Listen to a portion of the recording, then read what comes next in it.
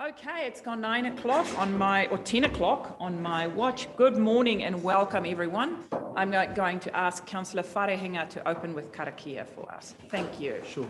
Kia ora, Your Worship. Amino e tātou te whānau. E o ngā mano tēnei te whakamoina tutu ki a koe mo tēnei huhunga a mātou. Arahina mai ki au ki te tika ki te punu a mātou. Tuku a mai tō wairua tapu hei manaaki. Hei awhi hei tiati hoki a mātou. Anei mātou e tuahu nei nui i tuaruaru. Ka tuku I tēnei inoi I rungu I te ngoto mātou kai whakora Ukraiti. Amen. Amen. Thank you for that. Welcome here today. I have apologies from Councillor Faulkner, use Akuhata Brown, and we do have Councillor Warsnop on Zoom. Can someone please move those apologies? Moved by Councillor Burdett, seconded by Councillor Sheldrake. All in favour? Contrary? Carried. Yes. I think Councillor uses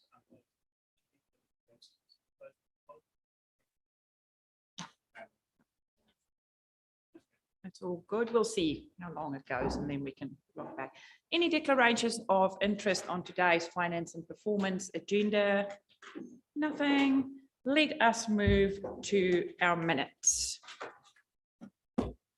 Take a look. We're on page 5, councillors, and these minutes were sent out to all councillors beforehand to take a look as well.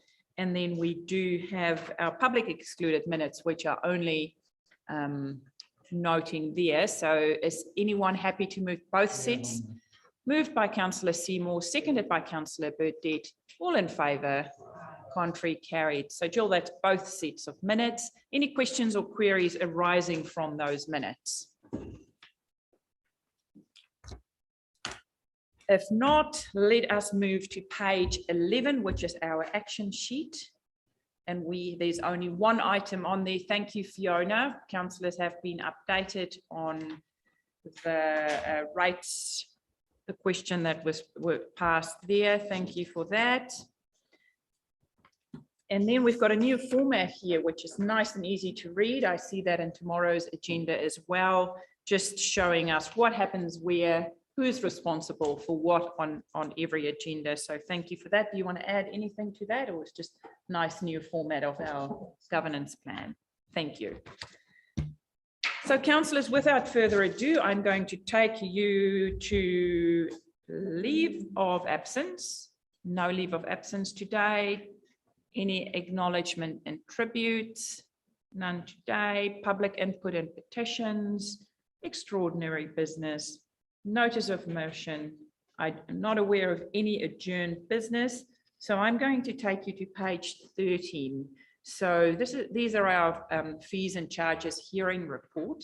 So you will recall that way back, we did take a look at our fees and charges. Staff spoke to us that most of these charges are set to be consistent with inflation or other justifications. So we have discussed it before. In the meantime, staff has went out to the public, who's given us a little bit of feedback. So without further ado, who is responsible? Pauline, are you going to? Heather, can we get another microphone here, please? Pauline, oh, that's fine. Just like that, Heather, they can share these. Pauline, so if you can give us a quick kōrero, and then we can open up if there are any questions. Sure. Before there is one submitted Federated Farmers that wish to attend. We're just trying to get the Zoom link. Sweet. And I believe Debbie Bidlaker, the senior policy advisor, would like to talk. Yes. on her submission. There's no other ones that wish to be heard. Good. So we'll do that now. Do that first. Right. Good morning, Debbie. How are you? I'm good, thank you. Tēnā koutou, everyone. Just wait a second while we up the volume. Okay. So welcome to the Gisborne District Council this morning. Thank you for submitting on behalf of Federated Farmers. And the floor is yours. All councillors are here to listen to your submission, and then afterwards we might have a few questions. But please, the floor is yours. We are all ears. Great. Has everyone had an opportunity to read our submission? Yes. Cool. So I guess the for the most part, we find that it's quite refreshing dealing with GDC because quite a pragmatic council and your bylaws tend to make sense. The fees and charges as they apply to working dogs don't, because they only cover 2 breeds. And in reality, farmers in Gisborne have several different breeds that they might have as working dogs in their farms. So I think that the bylaw covers your standard border collie, so your eye dog or your heading dog, and your hunterways, but it doesn't cover heelers, red or blue, kelpies, which are very common. It doesn't cover beardies. There are other breeds like Smithfields, even Shelties, some Old English sheepdogs, etc., etc. So if you're trying to encourage farmers to register their dogs, that's not really a working definition. So we've requested that you don't actually specify a breed. It's more about the function of the dog. I'm aware that other councils just have rural dogs and urban dogs. So that is an option. And the other issue that we've raised is $54 for a rural dog is reasonably steep compared to a lot of other councils. I have just submitted on the fees and charges schedule in Tasman, for example, and their their rural dog category, which covers all dogs on farms, is $32. Yeah, so I'm suggesting that in a region like Gisborne, where you do have extensive sheep and beef farms where huge working dog teams is common, then you should be giving some better consideration as to the actual services that rural dogs require versus urban. So we see dog control really as an urban issue, not so much a rural one. You know, the working dogs they're professional, and farmers will deal with them pretty much on the spot if they're getting into trouble. They're not wandering dogs. They're, you know, kennelled and well cared for. So what we'd like to see is a more workable definition. We'd like to see a more streamlined, easy registration process online. And we'd like to see some discounts for working dog teams. The rest of our submission was just a nod to the removal of library fees for children. Obviously, rural families have some access issues, which mean that it can sometimes be more difficult to get library books back strictly on time. I'm not making excuses there, I'm just saying that distance does play a factor. And I was reading on the Ministry of Education website that 40% of our 15-year-olds are struggling to read and write, and that this is lower in lower socioeconomic areas and lower in amongst our Pacific Island and Māori communities. So the council has limited ways of influencing that, but one of them is removing library fees and removing that barrier. There is a relationship between literacy and the ability to reason critically and efficiently, and that's essential to greater employment opportunities, and certainly essential to what we would see as a beneficial quality in a farm worker or in an agricultural industry worker. Yes, so that's all I had to say. Thank you for the opportunity to appear. Thanks a lot for that, Debbie. Councillors, any questions? Your submission has been very clear and well written. Thank you for that. We do have a question from Councillor Robinson and Councillor Seymour. Thank you, Madam Chair. Really, this goes to staff initially. Can someone provide us a number of non-working dogs that are currently registered rurally, even as a percentage of the overall dogs? I just couldn't quite find it in the paper. It might be there.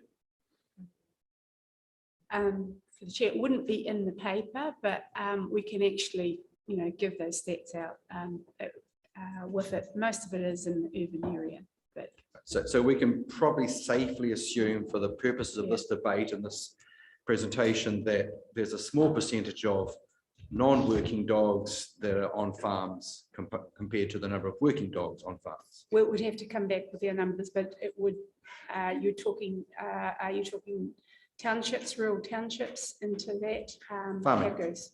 Yeah, so we'll come back with the categories that they've got. They'll have to have registration so that categories could be provided. Okay, so my question to the submitter, maybe the submitter could offer a view, granted it would not be a statistically based view, but maybe we could hear from the submitter, Madam Chair, as to their experience with the number of non-working dogs that are I rurally just based. missed the start of your question. Can you just repeat? it, Can the please? submitter provide a generalized view on the number of non-working dogs which are rurally based? Would you have any idea? Not really, no. I think in a region like Gisborne with extensive sheep and beef farms, most of the dogs on farms will be working dogs. But for me, there's one part of it which is they're working dogs. There's another part of it which is they're rural based, and so they are not demanding council services. So fees, if this is a user pays service, then irrespective of whether a dog is working or whether it is a farm pet, it is not having an impact on council services because dog control is mainly an issue in urban areas. Thank you for that. So supplementary, my point is this. I take the view that a farmer who has a, Councillor Seymour, help me out on the brand of the dog we talked about before, the breed of dog, a Foxy, right? It's not necessarily going to run around and chase sheep down from the high hills, but it will it'll do ratting, it'll do possuming, it'll do all sorts of things which are part of the general farming business. Pest control, yeah, so it is. Right, and we're obviously big on pest control in Tairāwhiti. I also take the view that such an animal, whilst it might sit up in the farmer's cab and ride round beside the bottle of scotch, has an integral, speaking from experience, has an integral role in that farmer's life, and they're part of who the farmer is. And I don't think it's accurate to say that's a pet dog or that's a working dog. It's still part of the general working operation. So I have no problem supporting the submission that we take a broader approach to how we define working dogs. Currently, our Act says income from working dogs, breed, hunt away, or heading. Now, the submitter's rightfully taken issue with that, and we need to change that definition. But I think it should be broader. And I don't have a problem with farmers actually being themselves able to determine whether a dog is a working dog or not on their farm. And I do take issue with the staff submission or submission in the paper that a staff member will drive out to a farm and assess the dog working. For the sake of $44 difference in the fees, and we're going to incur significant kilometres and staff time to drive out to see whether a foxy can chase a possum down at 10 at night. So I think a little bit of credibility to be granted to our farming sector here, and we can make this easy on ourselves. If a farmer says a dog's a working dog, we should accept it at face value. Thank you for that. I would think that a possum is bigger than a fox terrier, but do they chase them? Jackie, Yes, would they do. Brave for fox terrier. Councillor Seymour. Thank you, Madam Chair.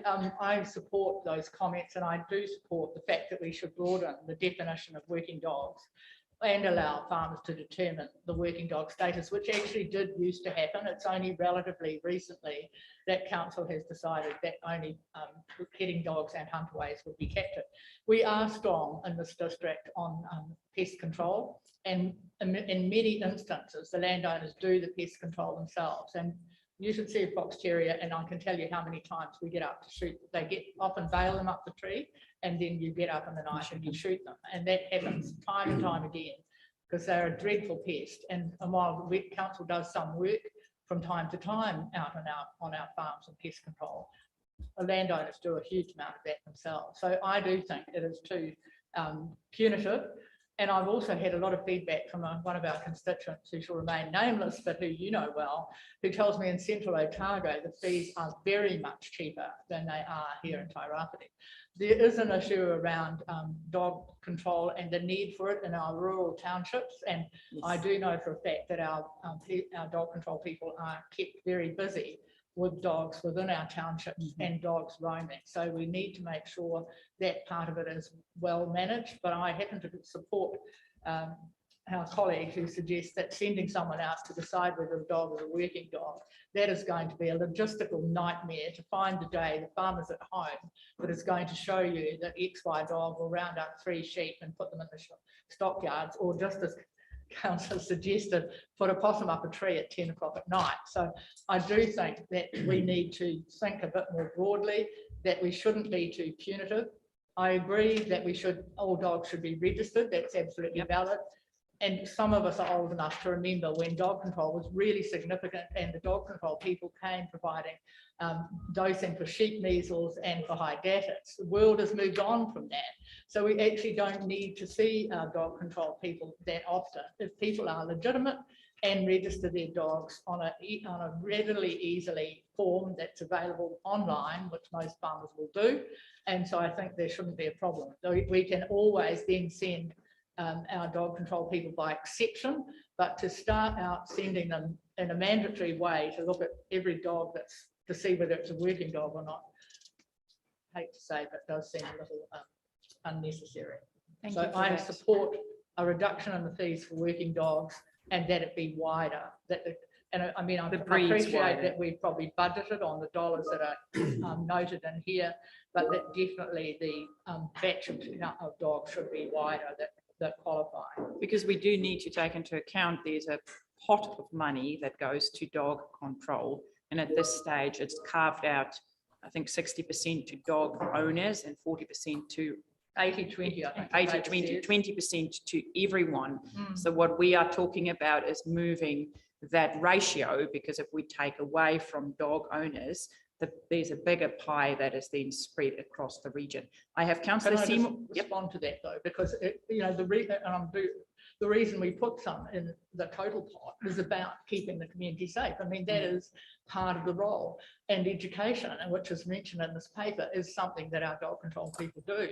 So that should be funded across the district. That is for everybody. If schools don't choose to take it up, well, then they're not taking advantage of it. But so that 20% that is funded by the ratepayer in general is for a lot of that education and keeping townships or the city safe from roaming dogs. As has been mentioned by Ms. Bidley, farmers do not keep dogs roaming. They are either tied to the fence if you've taken them out to the yards that day and they're not actually working, or they're in their kennels, because that's how farmers work their dogs. It's not running free like townships tend to. No, thank you, Madam Chair. No worries. Councillor Dowsing and then Councillor Sheldrake. Thank you. Thank you. I'm supportive of many of the comments made around the table. In particular, the refining of breed seems silly because you can train a dog. Also, I like the apportionment of urban versus rural, but do we have an understanding of the cost of urban versus rural dog control? And we don't have an understanding of where those two. Helen, can you maybe respond? Councillor Dowsing has just asked, just repeat that. I'm asking specifically in terms of cost recovery of the activity, and whether the cost recovery for the charges of the rural dogs is meeting or exceeding its 20% cost, 80% cost recovery.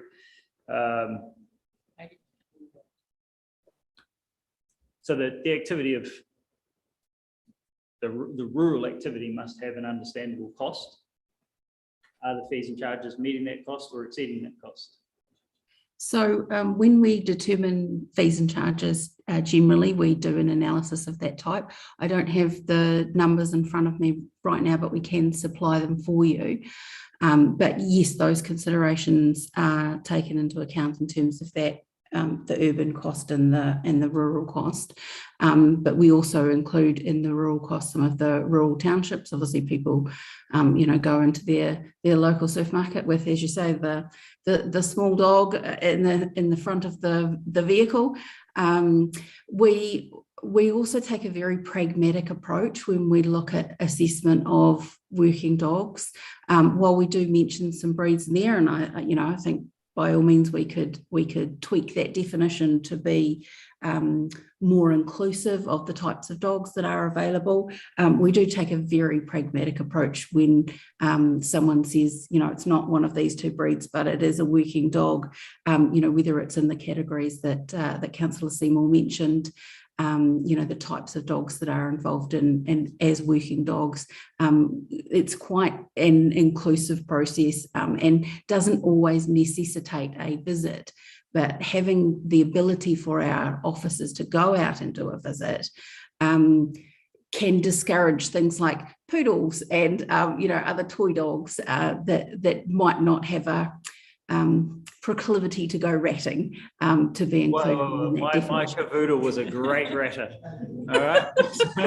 There's an exception to every rule. Discourageability. So my suggestion here is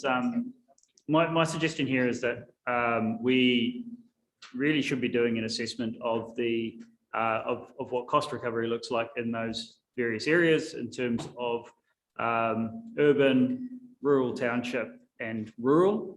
And then charging accordingly based on those, based on the requirement of cost recovery. Because at the moment, there's no definition in here there's no guidance in here of what is an appropriate charge for the service being received. And to suggest that was done at some stage doesn't give me comfort that it's still in line with the actual need. So I would be more than willing to put the costs appropriate to the correct areas, given the information required to do that. And I think that means that a look at urban, as I say, urban, rural, and rural township may be a better option. And then you don't have the definition of working dogs at all. It's irrelevant. It's cost recovery for the area. And for the activity. And I know I probably cost this activity a lot because every time I see a dog on Wainui Road on my way home, I call it in. And I don't think that happens on rural roads. But sorry to interrupt, Councillor. I just want to note that the government, through the Act, actually requires, or provides working dog definitions, and it doesn't just cover, rural working dogs. It covers, aid dogs, blind dogs, police dogs, etc. yeah, so I would be happy with leaving the definition of alternative working dogs so that people who live in an urban area or other area can apply for that. But the reality is that if there isn't a rural problem with dogs and we are charging for a service that is less than required or that isn't required, then I don't think we should be charging as much. So with understanding of what cost recovery looks like for these activities, we can be far more accurate on what we're charging in fees and charges and apportion it to the right place. I'm happy with a user pays scenario. Thank you. Pauline. And then Councillor Sheldrake, thank you. I'll just give you a couple of things because I have got the stats with what it is. The ordinary rural dog is about 289. The working dogs that they have got on the registered basis is about 4,000, just over 4,200. In terms of the percentage that we collect from or expect to collect from it, it's just over about 30% from the working dog, with the rest of it going from the rural. But in terms of the actual registrations, there's about 41% of the registration. So there is a discount that's going on if you're just talking from the numbers versus the things. There's another question, which is what are the costs involved into providing that service? The third part that you'd have to take into account, and not all things are being equal, is Tasman has $50 for their normal dog. So I can't find on their website actually what is their revenue and financing. Some have a higher degree of public good. Ours is 20%, 80% is saying it comes from those who are registered for dogs, and it's split out on the basis that we have. If you change it, and just why the recommendation was to do this as a review to consult if it was fundamentally different, the cost would then go back onto the ordinary dog owner, which we haven't consulted on. And in order to get the fees and charges and required to do that, they need to be notified of those increases within, I think that we have to advertise within this week, and therefore the registration goes out. So the charges are from the 1st of July, which is why the recommendation was to do a longer review and to consult on the different bases with it, and to make sure that when you're talking about what is the sort of the breakdown of how the services occurred, is there more of a public good, and are you comparing like with the other councils in terms of their own revenue and financing policy? Supplementary to my reasoning then is that we're already making the assessment that there would be cost put back onto the urban dog owner or the regular dog owner. So we're already making the assessment in our head that that if we were to do a cost recovery basis, it would be disproportionate against the rural working dogs and rural ordinary dogs in terms of the service we're providing, and that there would be saying go back, because if we could do that assessment and it may not change anything, and then we wouldn't need to notify. We wouldn't need to consult if it proved to be a equitable cost recovery service. So the recommendation is to do that, but provided in order to actually do the registrations for this year, in order to get that out in the timelines, you will be missing the ability to do the registrations at all, which is why the recommendation is to do a more fuller review compared to the other councils, and how do they actually approach it with their revenue finance. So you actually comparing, making sure that you've got that, and then is what is the actual cost of the, if you're doing it from a cost basis, what is the cost of the service? Yeah, I'm less concerned about comparing ourselves with other councils when we've got such a large footprint where you know, the idea of sending someone out, for example, to check that a dog is a working dog, in our region, it might be a 6-hour round trip. The cost of checking that one dog is more than, you know, is far more than the value of the service. So I don't think we should be comparing ourselves to other councils. I think we should be looking at what is the most equitable way to provide the service for our region. And in my mind, there's a big piece of cost recovery missing in there, but that's what I've got. Councillor Sheldrake. Sorry, Madam Chair, I missed the number that was given. Was it, did you say there was 289 rural dogs and 4,000 working dogs? Yes. So about 300 pet rural dogs and 4,000 working rural dogs, roughly. But you didn't tell us how many working dogs. It's all up 12,000, I think. Total registrations, there's other things, is about paying is about 10,000, 10.5.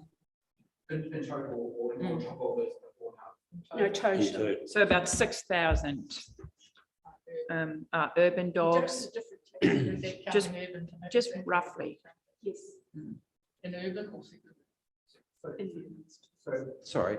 So going back to the point I started with, really, we've got 289 pet rural dogs and 4,000 rural working dogs.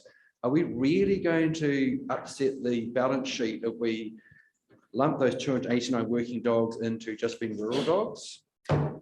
No. So thank you, Councillor Robinson. We're just going to hop back to Councillor Sheldrake, who have patiently been waiting for his turn.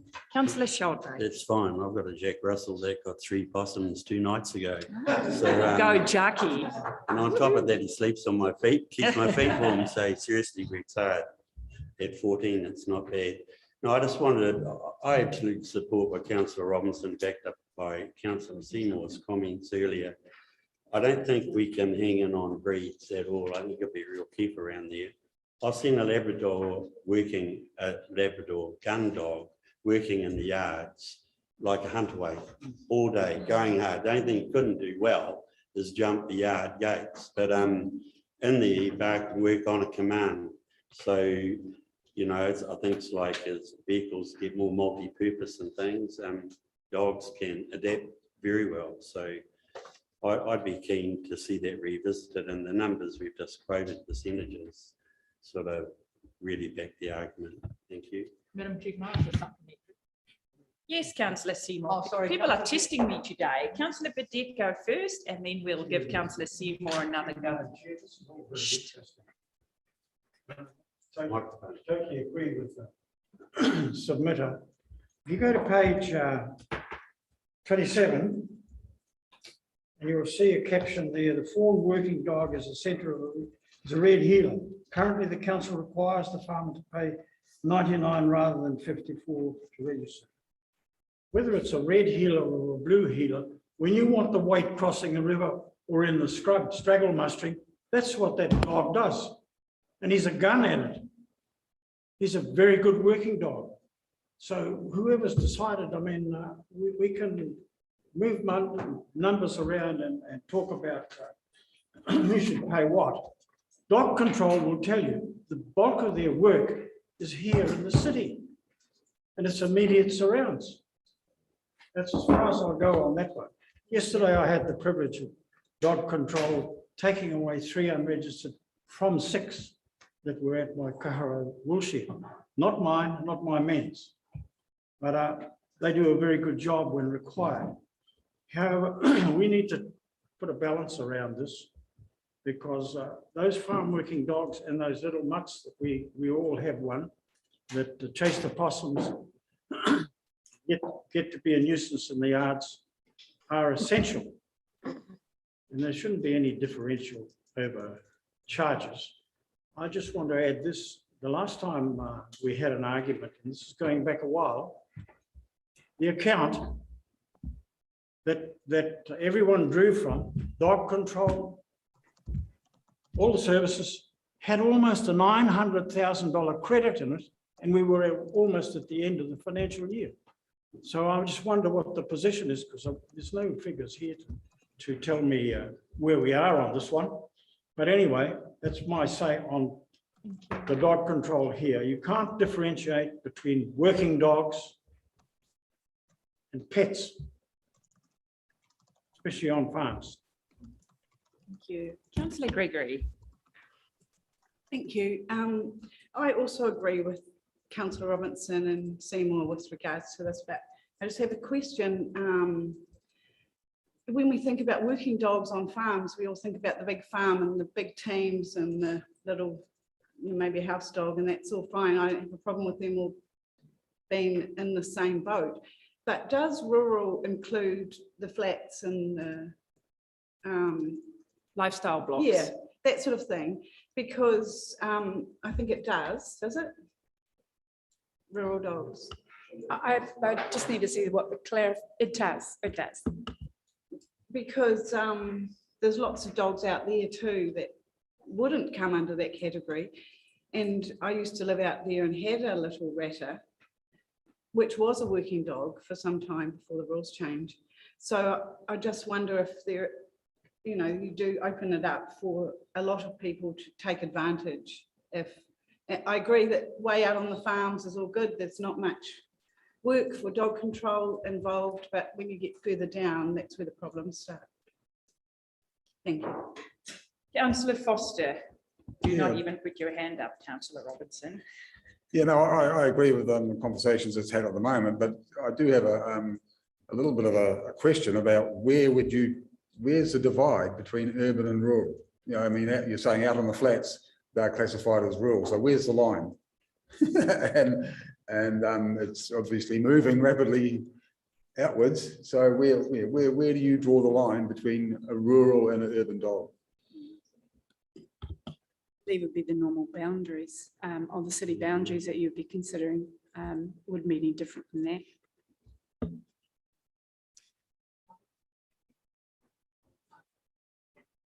Councillor Wharehinga. Thank you very much, Your Worship. Yeah, I generally agree with the sentiments that have been shared around the definition of the dogs, how we have them in regards to hunter and heading dog, etc. However, in regards to fees and charges, I actually am comfortable with keeping them the same at the moment until that wider piece of work of that council staff. I agree with Councillor Dowsing's sentiment that we do want to ensure that cost recovery occurs in the right places. And that's a longer piece of work. For now, we have things that cost our ratepayer money, and we need to ensure that we have fees in order to be able to do the work, to empower the dog team to do the work that it needs to do. So I'm comfortable with leaving the fees as they are, but under the proviso that work is to come forward in the future, because then that way we can make a more informed decision in regards to cost recovery about the work that's happening between rural, urban, and rural township. Thank you very much, Your Worship. Thank you for that. Councillor Cranston, I will give you, don't have to put up your hands again. I will give everyone the opportunity to speak. Yeah, thanks for that. Absolutely agree on the breed thing. I also want to see that financial assessment, because over the years and recently, there have been several rural issues with dogs and sheep, dog worrying sheep. I know the farmers mostly take that in hand themselves, but the other one, it was good to see Councillor Dowsing split it into 3 rather than 2, because we have had township issues quite often. We had significant issues at Karakia last year. So yeah, I think we do need to have a full appreciation that there is cost in the rural sector, and let's see what that split is before we sort of make any call on it. Yes, just microphone supplementary, and then Robinson, then Seymour. Just your microphone. Otherwise, Kerry can't hear us. I was just wondering if Kerry wanted to say something. She hasn't put up her hand yet. Kerry, you'll need to text me if you want to speak. Good. Kerry, do you want to speak? Yes, please. Thank you. Hang on, I'll just excuse me, I'm a bit stuffy, but bear with me. Okay. I just really want to push back against the concept that stock worrying is something that should be incurred as a cost for farmers, because it is not their actions that have led to that. It is actually the person who was supposed to have registered the problem dog, which is typically either a pig dog or something like it's very rarely an actual rural dog that is causing that worrying, which is then requiring the services of council. It's actually not the farmer's fault that somebody else's dog went AWOL. So to say, well, you require those services, by and large, that's actually not true. The farmer themselves, in the vast majority of cases, is tasked with hunting the dog down and destroying it. So that's not a sound rationale for the cost being rural. That cost actually comes from, by and large, townships or town. But yeah, I'm really heartened by what I've heard around the table. I thank the other councillors for supporting more equity and a fair approach for what is a substantial part of rural life. Our farms wouldn't operate without the dogs that we have. And I think acknowledging that and acknowledging the fact that farmers, for the most part, really are self-reliant in that respect is just makes sense. I know it is a cost redistribution, but quite frankly, I do think that the costs should sit where they fall. Then I think most people would agree with that. That's why we say we have a user pay system. It doesn't make sense to say we have, or we would like a user pay system, but then not to actually apply that. So yeah, that's all I have to say on that. Thank you. I just want to give two perspectives of complaints that come to my office, because it both sides of the argument. So several farmers, you know, farmers that live out in the country might have their 10 or 12 dogs that they work. Those dogs never come to town. They mostly stay there. The farmer looks after them.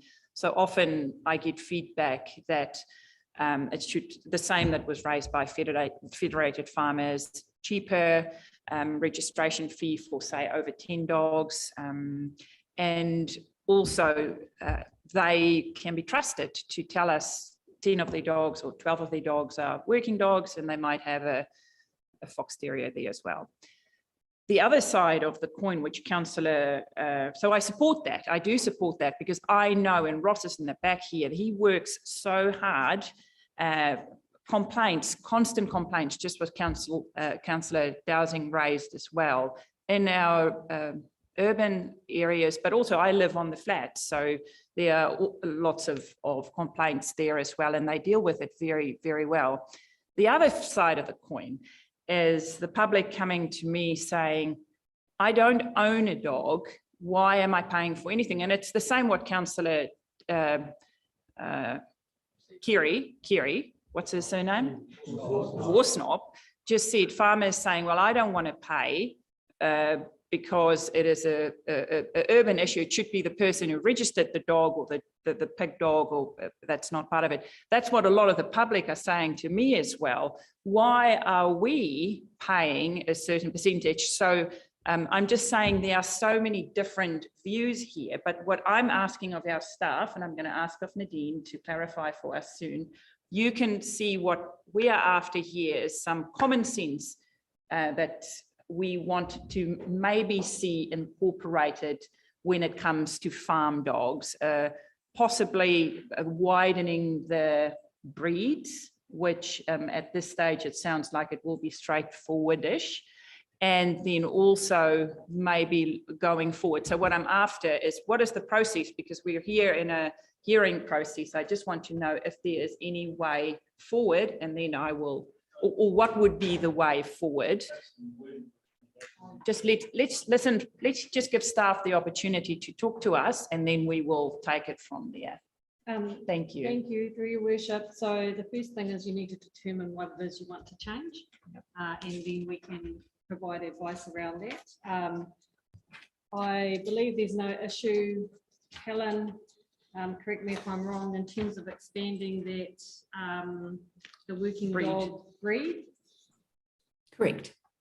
And there would, you could also determine, if you so felt the need to have that category being rural dogs and then normal urban dogs. That would have implications financially that we would have to work through. Those are the options here. We just need to know what you want to do. We've provided the options, we've made the recommendations in terms of analysing the submissions, and based on that we've recommended no changes, but ultimately you can decide where you want to go there. Okay, before anyone speak that have spoken, is there anyone that have, everyone has said something today? Okay, Councillor Seymour, microphone please. Thank you, Madam Chair. That exactly was my question from a wee while ago. We hear what's being said with respect to the fees and charges, and that more information is potentially going to be necessary before you can change the actual dollars. But I think you are hearing that everybody, or most people around the table, would like to see the definition widened. So I was prepared to move 1, 2, and 3A, adopt the final fees and charges, etc., with no final fees and charges, but widen the definition of working dogs. Yep. And that seemed to me to be reasonable. I did have a further question, which was raised by Federated Farmers, Madam Chair, not about dogs, but when I look on the page around the library, I can't see that we charge for children's books. So it's the return fees, the late fees that she was returning. Yeah, I get that. Yeah. Okay, thanks, because I couldn't see that we charge for books. So, Madam Chair, I'm happy to move 1, 2, and 3A and B, but adopt the final fees and charges, which it does actually make a small amendment to, because clearly that's over the budget a bit, but as it's been alluded to a moment ago, not hugely. for the 22-23 financial year, but widen the definition of working dogs. Thank you. Can I just quickly, before we get seconders, I just want to ask clarification on number 2. Consider submissions on the proposal to consult on. Are we only going out to consult on the regional shared services? I thought we already consulted. So we just need to remove the words to consult from. So number 2, consider submissions on the proposal on joining the regional. Thank you for that clarity. Councillor Dowsing. Thank you. I was hoping that Councillor Seymour may include an amendment which was to add a 3C, staff to progress zoning assessment and cost recovery analysis with the view of replacing current definitions of working dog and general dog at a later stage. Is that what we're doing? Or to do a complete review? I don't think we need to do a complete review. Just Cost recovery and zoning are the 2 principles. So whether peri-urban and rural township make a zone, and urban makes a zone, and rural makes a zone. So I can hear exactly what you're saying, but I wonder if it's necessary. Will council officers do that within the context of the full review that you've offered to do?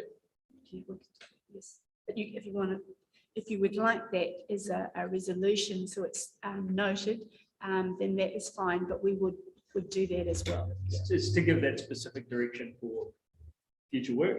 It's not adopting it here. It's just to make sure that it's progressed. Can we? I'm happy to move something, but I think just to determine the areas is probably rather controlling. Sorry, a zoning assessment. A zoning commit. So Well, staff to let's progress call it a that, zoning assessment. yeah. So the And wording leave was it- staff to progress a zoning assessment and cost recovery analysis. And leave it at that, Yeah. because I think once if we That's start trying to determine the zoning, it will be. I'm happy to add a C, that council commits to a zoning assessment and cost recovery analysis. And can I just suggest maybe that while that recommendation was made, will change the budget ever so slightly, it won't be huge for 22-23 financial year. Yeah. Widen it, because all we're saying is you're widening the definition of rural working dogs. For the widening the definition, no, it won't make the changes, but the review will probably have wider.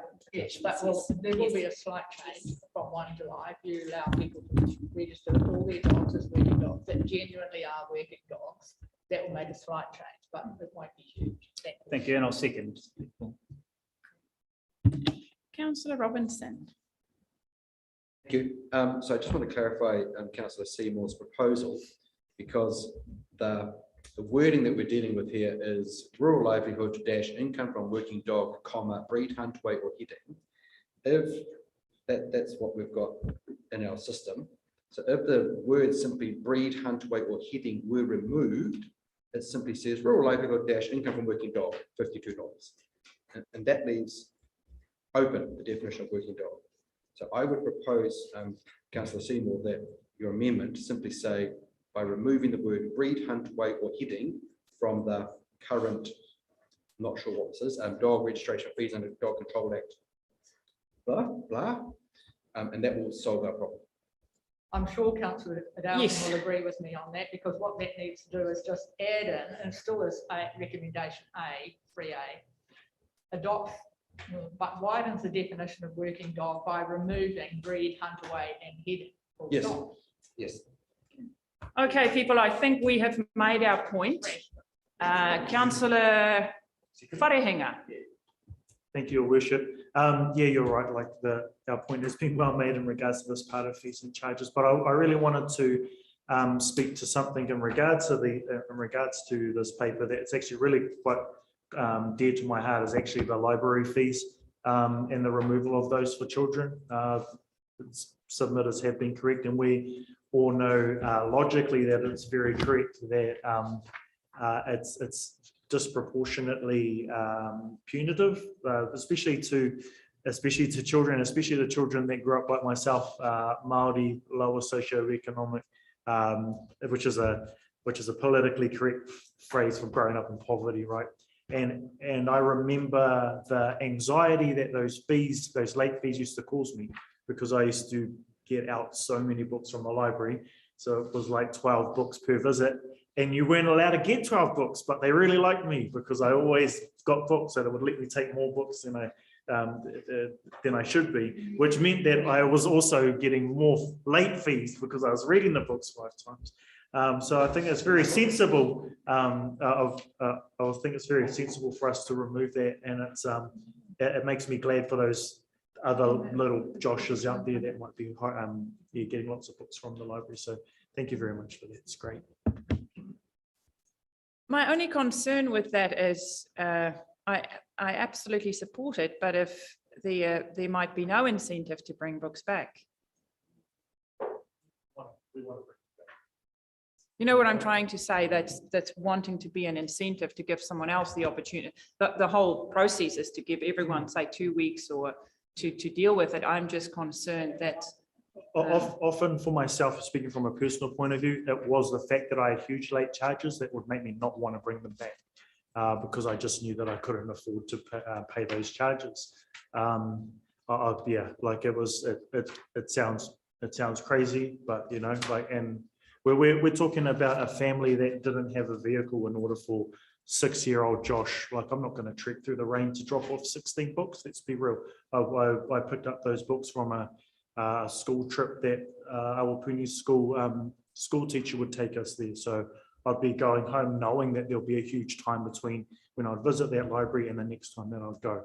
And then knowing that, say, that we'd get rained off and the school wasn't able to take me, of course my books are then going to be late. So, you know, there was, I hear us in that logically would expect fees to want to incentivize people to bring their books back, but that's not how it works for children.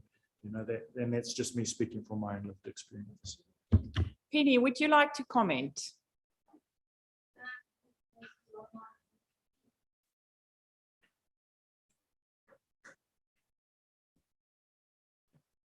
Yes, I wholeheartedly agree with that comment around returns of stock books. It actually increases, and we all know with accounts and things that people who have a bad account, they'll come nowhere near your place. Doesn't matter what it is, hire purchase or whatever, they won't come near and deny it. So there is evidence, and I'll drop some off into you when this is finished, that says there's like a 33% increase in books returned. We also send out texts and emails prior to them becoming overdue. But so there's that there as well. So it's going to cut out our costs for sending out paperwork and bills and then trying to follow them up. I have the same experience as Josh, except I lived at the fire station, which was 10 steps away from the library. And when I came to the librarian job, many years later, I came back to town and the staff were going, well, who's she? Who's Penny Walsh? And one of the staff piped up and said, oh yes, Penny Walsh, fire station flats, fines and reserves. And that's how I was known when I came to the job. So it crosses right across the whole community. I mean, sometimes you just need to hold on to a book for a little bit longer, but they do come back. Great, thank you for that. So just be clear, then we're talking about page 69 and the children's fines at 1 to 27 days, 28, those 3 sections in the middle of that. Just remove it for the first month. Is that what you're saying? Yes. Remove altogether? Yeah. Well, is that what you're asking? Sorry, Brandon, is that the point of the meeting? The point of the agenda? It's already been, if you want to. No, I agree with you. Yeah. I mean, I'll take staff recommendations. Well, why don't we remove the first 1 to 27 days? That gives someone another month. Just for the chair, it's all zero. There's no charges next year. So if you go over, they've removed all the fine charges. So it's comparing to the previous year. So if you look on to the 23, which is the middle column, it's all zero.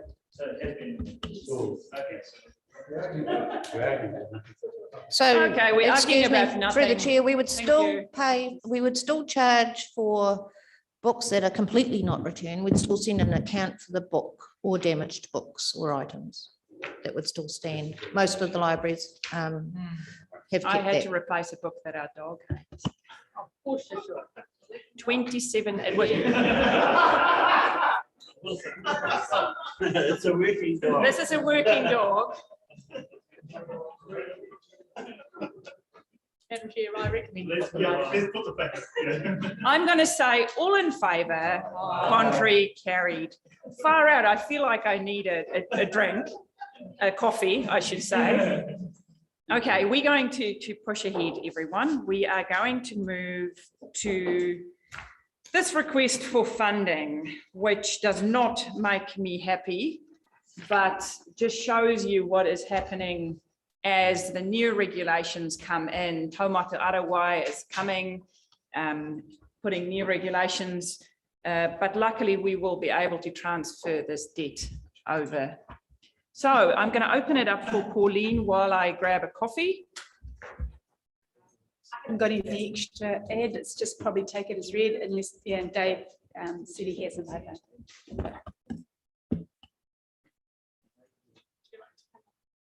Okay, Councillor Dowsing, then Councillor Gregory. Thank you. Just a quick question through the chair to Pauline or whoever. Really just in terms of the funds required for this, I see it's totally debt funded. Is the interest, etc., apportioned to the debt and repayable under the transfer as well?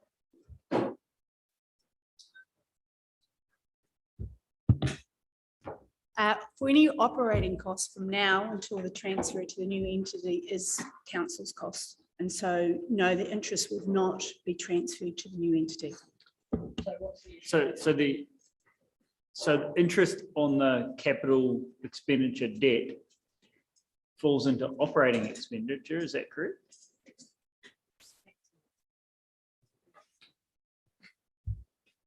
Okay. Yeah, that is correct. So any of the operating costs and when it actually comes into operation and when it occurs to drawing down the loan, we will incur it up until that time that is transferred over to the new entity. Okay, and what is that operating expenditure? I think we had about 17 Depreciation, it's around 15,000. Whatever it is. It's around 15,000 a year operating costs and depreciation's our high cost. Yes. It's on page 79 under 29. It's saying the estimated cost of depreciation and the operating. All right. No, you go. No, that's it. I mean, it's clarity. It's full clarity. There's not a lot we can do about it. So I'm happy to move the paper anyway. But yeah, I just wanted clarity on what we were going to be, Transferring. yeah, what we were responsible for in the meantime. Thank you. Thank you for that. Councillor Gregory. Thank you. I'm happy to second the paper. Much rather have a UV treatment than double the chlorine. My question is, what about the Waipoa water treatment plant? And does that need anything extra as well to meet these things? No, fortunately, council, excuse me, through Madam Chair, council installed UV at the Waipoa plant 2 financial years ago. So that plant's up in a really good standard in terms of meeting compliance. It's a really good plant for compliance. Thank you. Okay, Councillor Seymour. I don't have any problem with the recommendation because it would have seemed that we don't have any option. But with a couple of comments that I've just heard in discussion, it seems to assume that we are going to be part of the new water reforms and that we're going to be handing that over. At what point has that been analysed for Tairāwhiti? So I could, through the chair, can you just clarify your question in terms of that? What analysis? Well, it's just assuming because I mean, I absolutely take it that management working within the rules, but there's a whole lot of other messages out there in the wider world about what will happen to the water reforms or potentially what will happen to the water reform. So I just heard 2 comments made that will be handed over. At what point has that analysis been done to determine that it will be handed over? And there will be a cost to this organisation to maintain the asset if another forum or structure happens, because there's all sorts of talk about what might happen. So in terms of the decision around the assets being handed over, that was very much a central government decision, with the minister also commenting on the recommendations that came back from the Worker Party, which we provided to council before. So I am of the understanding, as I thought that most councils were, that this is a done deal so far, unless the government powers that be change hands. But by then, everything will be so far down the pathway, because we're expecting the new water services bill to come out probably around election time, if not, October. if not before that, which will outline what these entities are going to look like. We've already got the National Transition Unit that's set up, and local transition teams that have been established, which we were asking for terms of reference. We have some of our staff already sitting on working groups and participating in that. So very much at an operational level across the water entities, it is happening, unless there is a significant U-turn or change in government. Because thank you for that, because I totally get that at an operational level it is looking like a done deal, but at a governance level there's a bit of loose conversations in all sorts of directions, aren't there? And at the governance level, like we have done before, spoken to the minister directly, has written letters, expressed our discomfort with the proposal in its current form several times. The government is pushing ahead.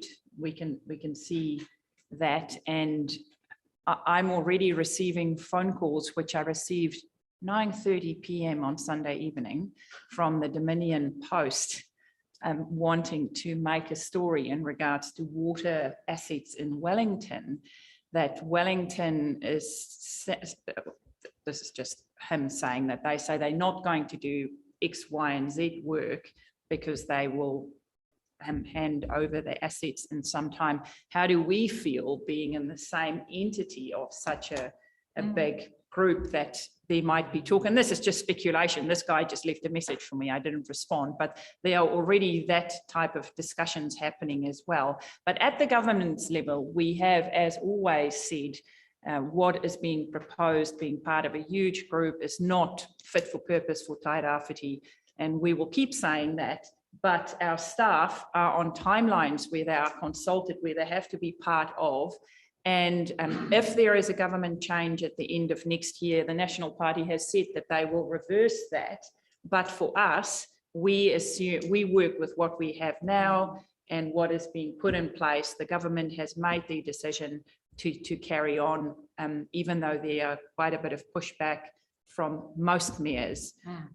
Yeah. And that's a really good segue, Madam Chair, into the fact that probably every one of us around the table has received a whole number of emails lately. And it seemed to me that a public acknowledgement that they've been received, because I don't think we're all going to reply to them individually. So I have a standard reply which I send to all of them. Every one of them. And I just wondered whether a note in the letters to the editor that they have been received. We hear what's being said, but what you've just said already is that there's a process that we are a part of, because people have taken the trouble, albeit it might be a form email, and one could reply to them individually or not. But it ought to, we could publicly acknowledge that we have received those.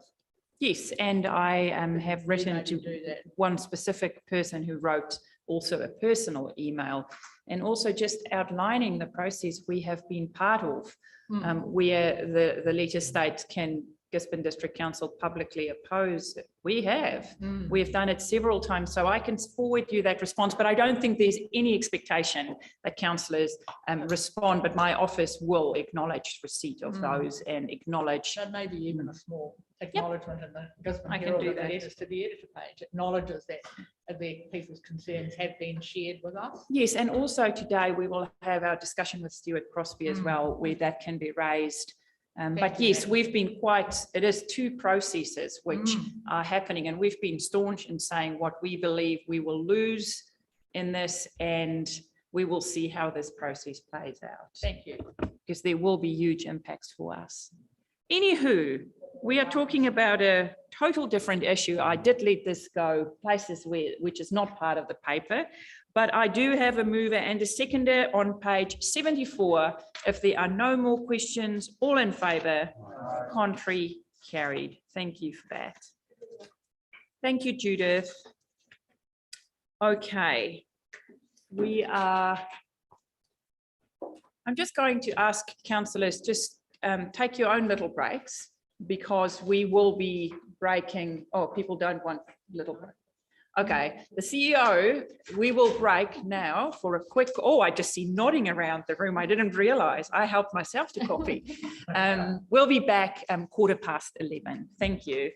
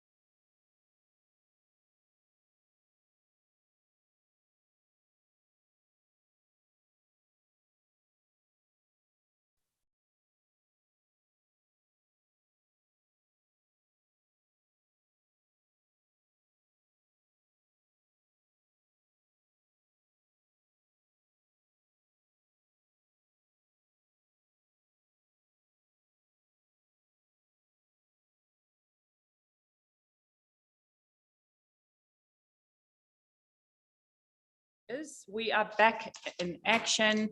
We are now moving to our annual plan capital program, and I've already highlighted to Pauline that her autocorrect sometimes make the Kiwi pools throughout this paper. She's well aware of that, but it kept us entertained, Pauline.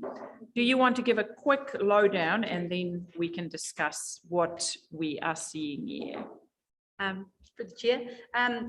So this is just to give you the full update of where and the full visibility of the capital programs for next year. And it's to say, taking it from the process that we had discussed in the draft, is saying what are the changes that have occurred, that you had sort of papers in white, even the UV treatment plant today that was discussed, is why we've incorporated into the final.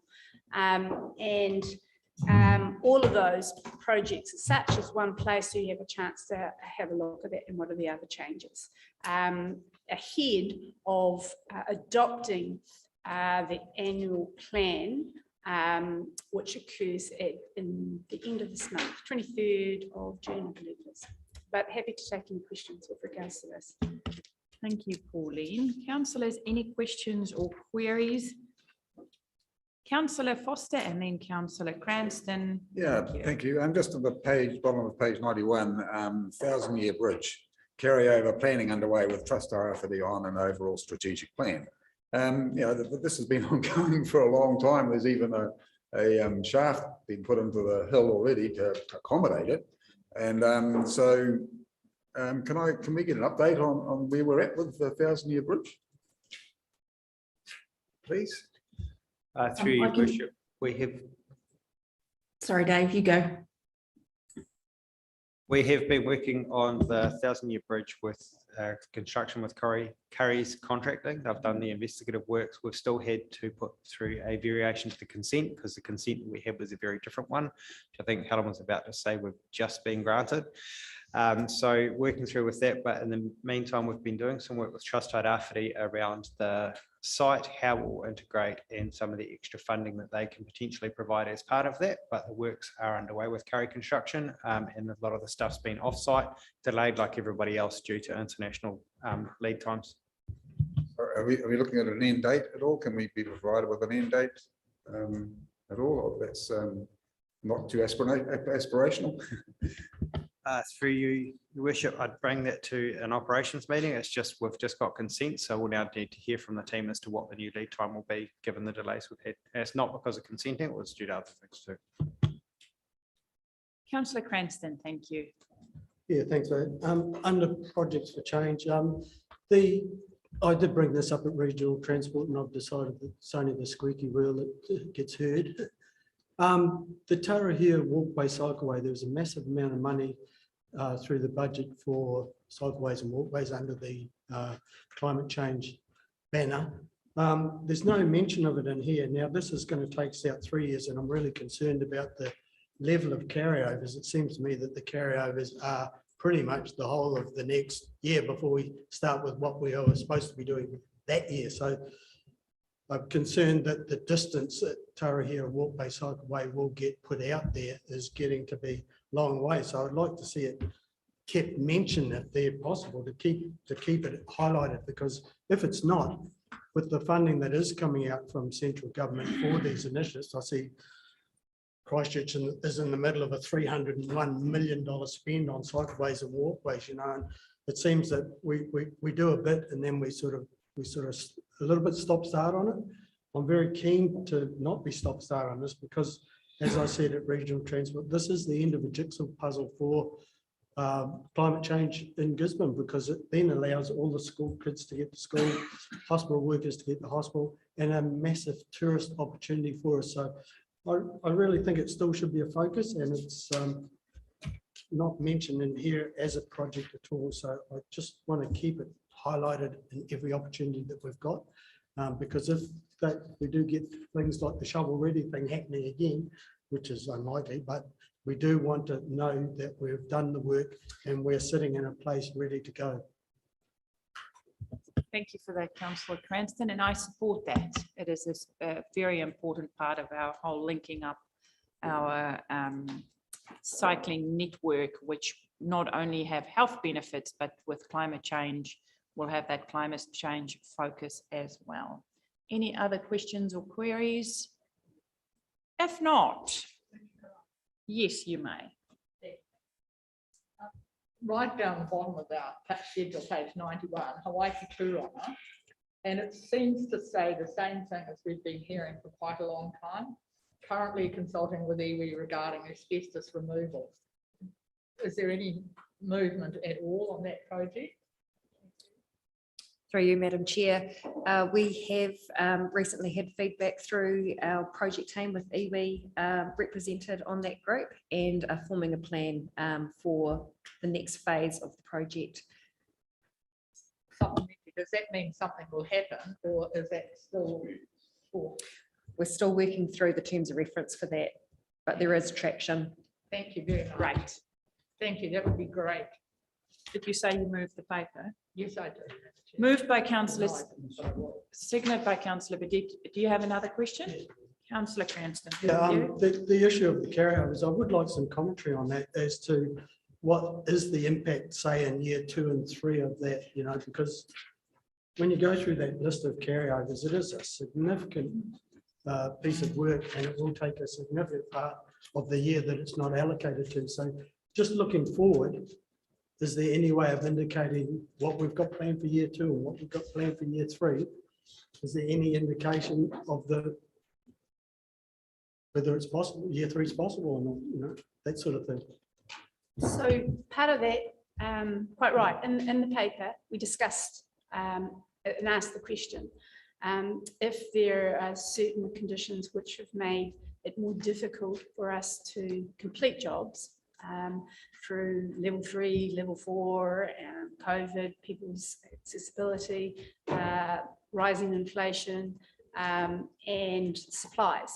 How do we deliver, and how is it that we're going to? And part of it is recognizing it is going to probably have to be looking for a 3-year delivery. We have to have agility in terms of what we've got and how we can do it. So we don't price us, because what some of the things we're looking at, if we only look by 30th of June financial timeline, that was going to cost us more in some cases. So it is looking at a 3-year deliverables, but it's also looking at what we can. So the focus is still on that deliverables. So next year is year 2 of the plan. And it is trying to say that most of the projects that are in there is with the major capital projects, which is the wastewater treatment plant, the constructions and the Kiwa pools. And then there are the other elements that came through, which may have to fit, if it does, to make sure that we can still deliver within that 3-year program. Councillor Burdick, thank you. On page 91, land rivers and coastal, I don't see whatever to the Wairau River, given that we are party to the JMA restoration of Wairau. Someone tell me where we are. Had a few questions asked of me lately. Who is that? Who is going to answer that question? I did not clearly hear the question. Bill, are you just going to repeat the question and then, or was it? Well, just that we have a joint management agreement with North Grove, and it is to do with the overall restoration of the Wairau River. And this has been in place for a while, but I don't see anything here in terms of annual spending. We are party to that agreement. We have, through Kerry Hudson's good offices, been spent a fair bit of money planting poplar and willow up the river, but in terms of what are we actually doing?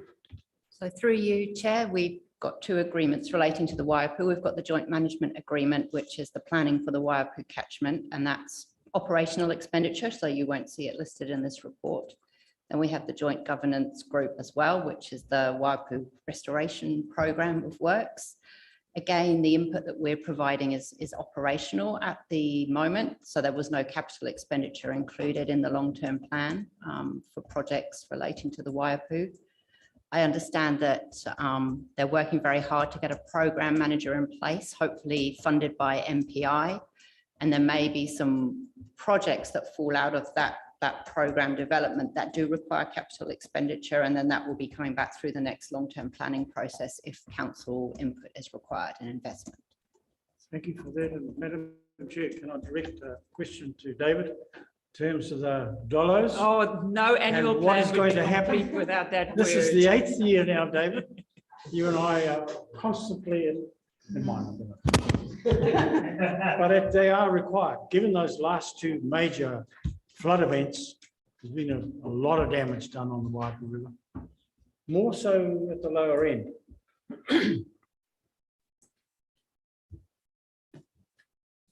Through your worship, there are a number of dollars that have been utilised in Tukumaru Bay. So we have taken some down there to use them on the groins. We've also got some going at the bottom of the Kairanga Hill, but they'll have to wait for the river to drop and move. So it'll be probably summertime before more going through there. Also been working with Waka Kotahi around, they've been utilising some. As discussed previously, we have to have approval from the joint governance group around the joint management agreement before we put anything further into the Waiapu River. That comes as part of the bigger Waiapu River catchment planning. So we're not planning to do large scale until we know what the direction comes from the joint management group. Thank you. Thank you. So I have a mover in Councillor Seymour. I have a seconder in Councillor Burdett, and I have a question from Councillor Robinson. Page 92 talks about the PGF funding, which is carrying over 2.5 mil. When we last discussed with both Mr. Hadfield and Mr. Wilson presented to us around this funding, there was some very concerning timeframes, and I understood that we were going to be seeking an extension of that funding because it was going to expire. What was the outcome of that request to government, please? Through your worship, so we have been able to secure the PGF route security $5 million. That's for the East Cape roadworks. That part has been carried over. We're in the process and are waiting to hear back from Waka Kotahi around what's happening with the range of different applications that have been made from the last flood events, the Provincial Growth Fund, and the timeframe for delivery. So we've written to Waka Kotahi. We're waiting to hear back as to what the answer is going to be for carryovers or not from them yet. Thank you, Madam Chair. What dollar amount are we still waiting to hear back about, please?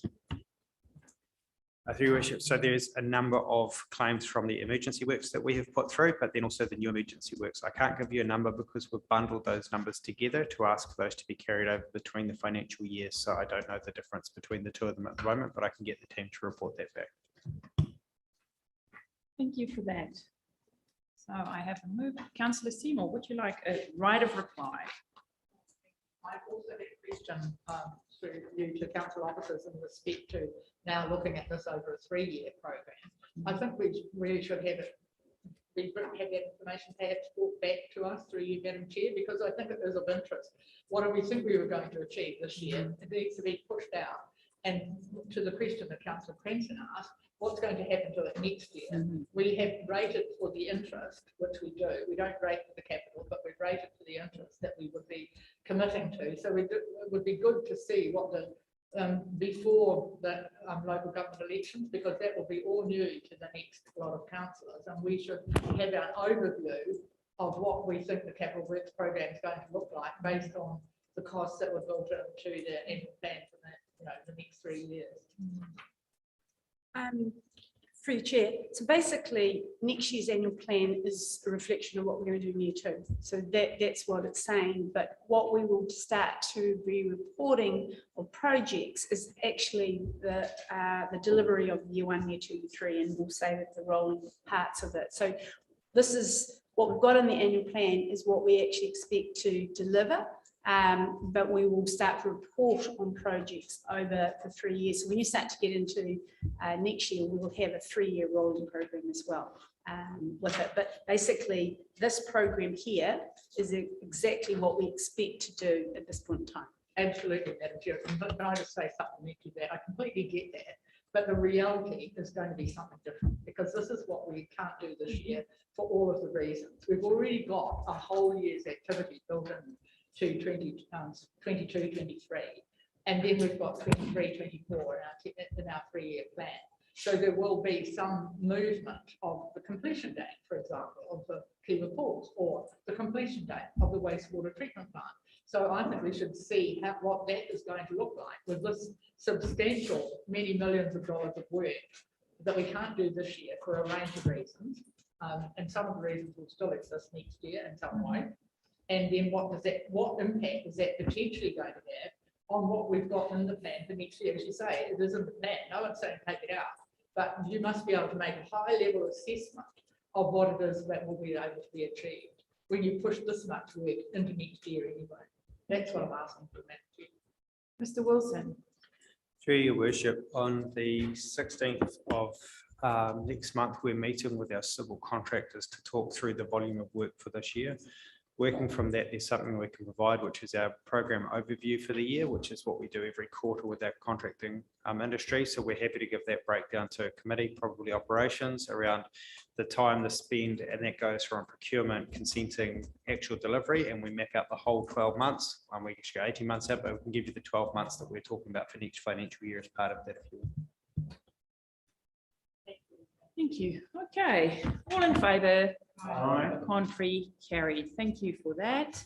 And also part of tomorrow's discussion where we look at the PGF funding and how that rolled over and how our staff were able to do that and what we planned, which is a great kudos to our staff. That will also be part of that discussion that Councillor Seymour just alluded to.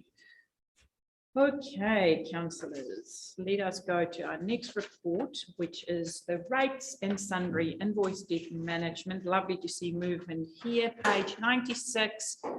Is it Fiona or Pauline? Thank you. Just microphone. Thank you. Chair, so basically it is perhaps in most of the format is an update of our current debt practices, what it is at that particular point in time. But there was a little bit more of a review on what has been the debt trends over a period of time. So that came from 2012, we did it up to 2021. We separated it out by general land and Mary Freehold land and showed what was occurring.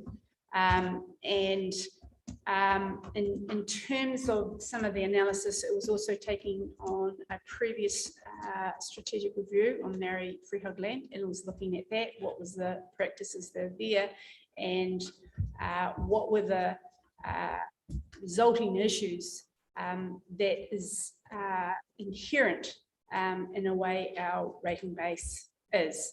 And some of the things as it goes into, it talks about while councils have the ability to set penalties, when they apply those penalties, which are 3 types and 3 tiers, it does have a punitive and a cumulative effect.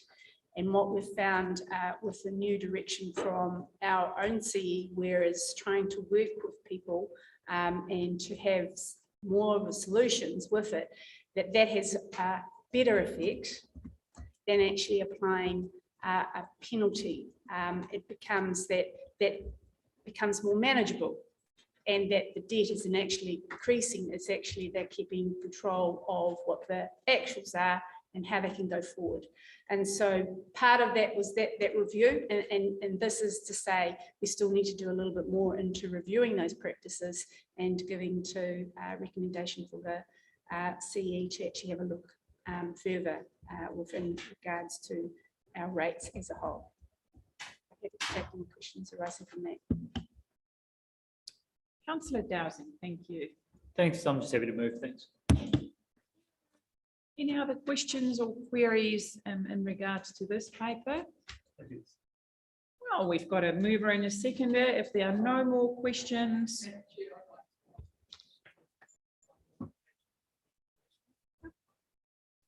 I wonder whether it shouldn't be reported back, the amendments that are necessary, because it will mean that some people are going to have their penalties waived, I would think.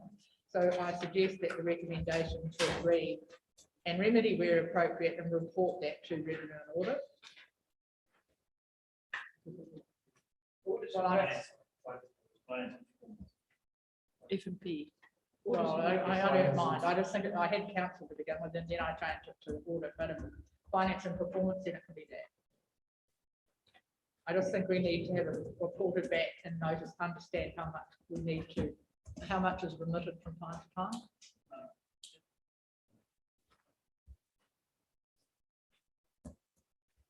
Okay, let's go back to our recommendations, which Page is on 97. page 97. Request the CE to review current rating debt that has significant penalties applied to it and remedy where appropriate. What did you add? And report that to finance and performance. So, for the chair, we definitely will be reporting back. It's going to be a whole sort of thing. So what is the strategy? The CE under her, the change in the legislations has the ability to remit anything with regards to this uncollectible. So we kind of come back with a whole form of what is it, what's the issues associated with it, what are the recommendations, where do we need to go forward in terms of the new strategy in light of the new act, what is the policies, and that policy will also allow us to go out back into the community to say this is how we're trying to go forward. But definitely it is a report that could come back. Because we all want it to be an incentive for people not to pay their rates on time.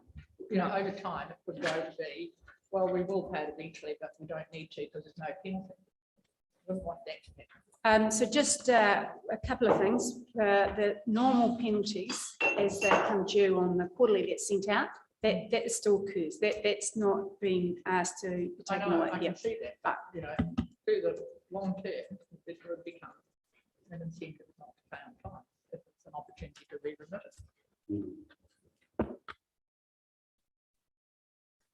Okay, all in favour? Contrary, carried. Thank you. So we go to our last report. Is it our last report? Yes. Rates and Sun. Okay, I'm lying to you. Do not go to that report. It is our financial report on page 109. Thank you, Fiona. Oh, not thank you, Fiona. Pauline, anything you wanted to add? Good descriptions and. No, there's nothing really. It's basically taken in as read, but I'm just signaling that this is the 30th of April. And we're starting to, as part of the capital program, what is this next year? We're working, trying to say, what is the forecast likely to be by year end? So we're working together with both of those. And where are the things where we may be. When you get to the next one, we're starting to, if it's May, we're starting to say, what is our likely position for the 30th June? Again, just bear in mind that we don't close off to the year till about end of July, but we're trying to actually ascertain where are we moving, where are the things and what are the implications. And this paper, if you like, was also read in conjunction when you're talking about the capital program with the program for next year as well. Thank you for that. Councillor Cranston. Yeah, thanks for that. From what you've said, there's still analysis to be done, but it's always exciting to see 2.9 million above the annual plan. But it says that that's for operational grants for roading, emergency works, mayoral task force, freshwater improvement fund and mayoral relief. What do you think our net position on those? Because I'm sure that there's still work happening there. And is there a net position that doesn't look as attractive? I'm sure there probably is. So wait, and it's difficult when I'm trying to, sort of explain this there, but if you go on page 112, and I'm going to be talking and so taking you, so when you read, look at the tables and numbers, what does it actually mean? And where do you look at the true variances from what you are seeing? On that table on page 112, it's got total revenue, and you're quite right, that's saying actually we've received more revenue than what we expected, which is on the third column, the year-to-date variance, it says 2.9. So that's above, the actual is more than the year-to-date, so that's favourable. But what, and then you actually have gone with the expenditure, and you can see that we have got a little bit more. The net surplus and deficit is we would say, well, what's the net impact of that? And that's saying, well, we expected to have a net surplus of 48 million, but we've got 50. So that's really where you're looking at it. And the difference for that is, and you can see it straight up in line number 2, it's the capital. So that capital grants, what happens is we create a surplus anytime when you have capital grants, because there's no expenditure to offset it. And so when that comes off, it's basically a function of that, which is a timing issue. It's not going to affect our bottom line. So I think we're okay. That kind of thing's not the overall. The other part, which we've made reference to, is in line 5, it says gains.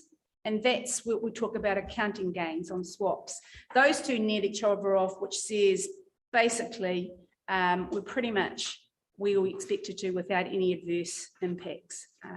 Sorry, I had to speak in the numbers to give you the reference, but it's just like when you're referring to that, what do you look at? What do you go through first? Okay, did someone move this report? Moved by Councillor Foster, seconded by Councillor Burdett. Any more questions, councillors? Don't want to rush you. But if not, all in favour, contrary, carried. Thank you so much. Thank you, Pauline and Nadine and everyone involved, Dave, Joe, Diane, Winsley, everyone. That was a lovely Winsley. Thank you for joining us today. I declare this meeting closed and